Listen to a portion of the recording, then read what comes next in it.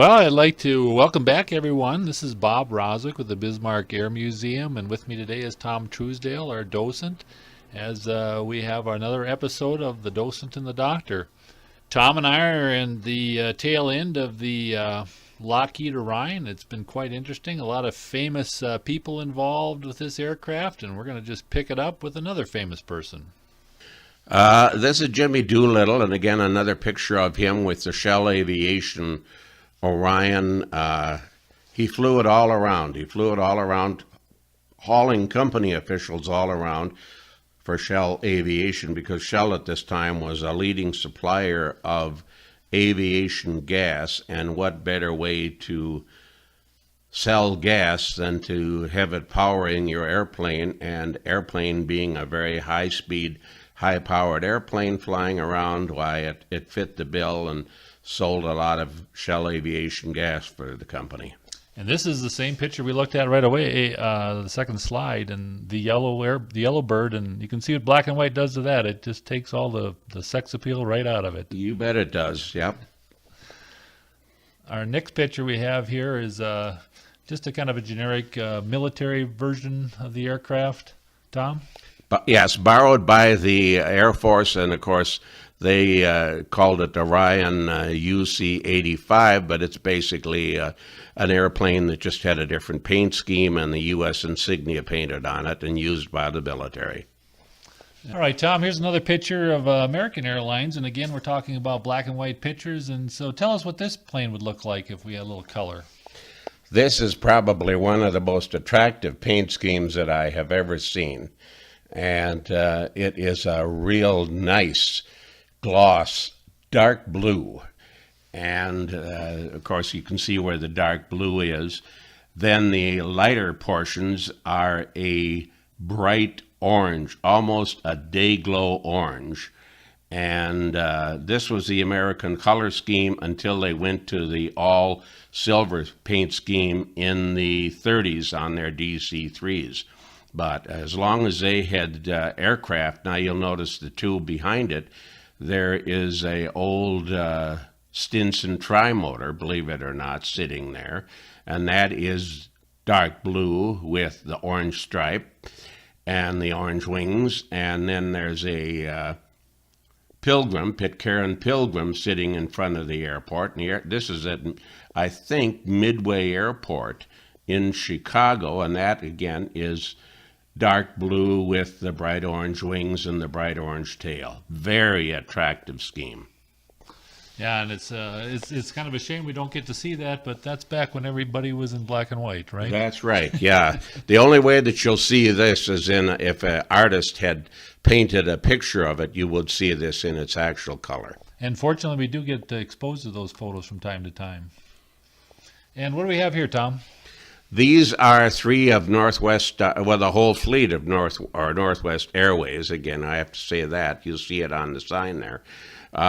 Northwest Airways, the whole fleet of Orions that they had at St. Paul Field, Holman Field, and this was where they were based until they moved across the river to what we today know as Wold Chamberlain Airport in Minneapolis, St. Paul. But this was the whole Orion fleet that they had there, and ready for action and ready to roll.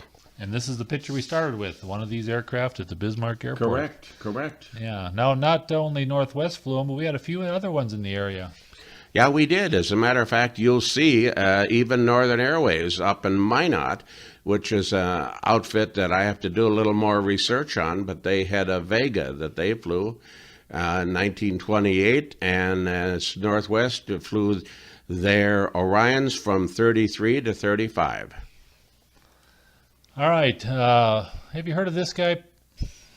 Very much so. As a matter of fact, I early when I just got out of college, I could have worked for Braniff Airways, Braniff International Airways. It was started by the gentleman that's standing on the wing of the airplane, Paul Braniff, and he started flying between Dallas and Fort Worth and Houston, and kept on advancing and advancing. Here he's taking probably one of his first aircraft, which is a Lockheed Orion, and kept advancing and building the fleet until, believe it or not, Braniff even came into Bismarck and Minot in the 50s into North Dakota.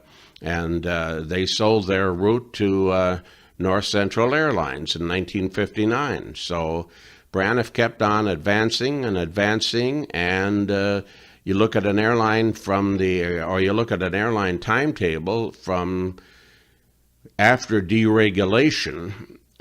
They basically flew around the world, but they expanded a little too fast, and ended up they were the first large major airline to go bankrupt because of deregulation. This picture, I actually know it's Paul Braniff taking possession of this Orion. So actually, this is an airplane that's brand new, and they're picking it up at the factory. And what do we have here?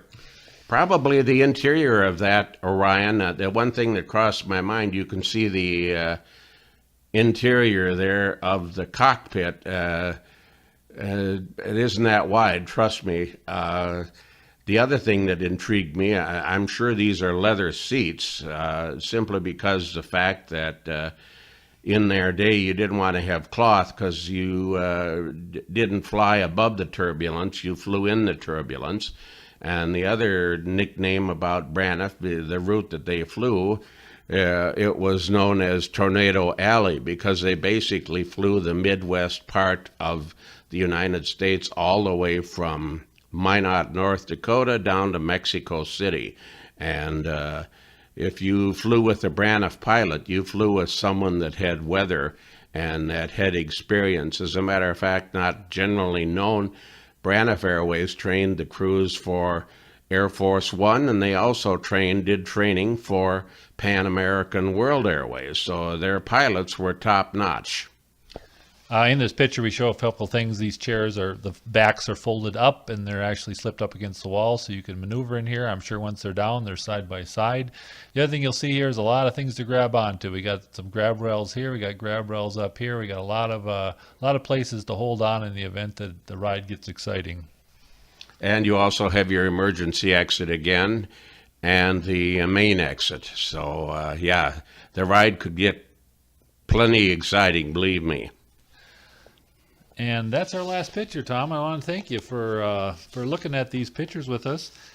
Always a pleasure, Bob. Thanks a lot. The Bismarck Air Museum Foundation is trying to capture hangar number 5 that you see before you and convert it into an air museum. If you want to read about it, log on to bismarckairmuseum.org. If you'd like to make a donation, you can do so on that site. Log on to Facebook and watch us at Bismarck Air Museum. Also, if you like these presentations, subscribe to our channel on YouTube. I'd like to thank everybody for listening.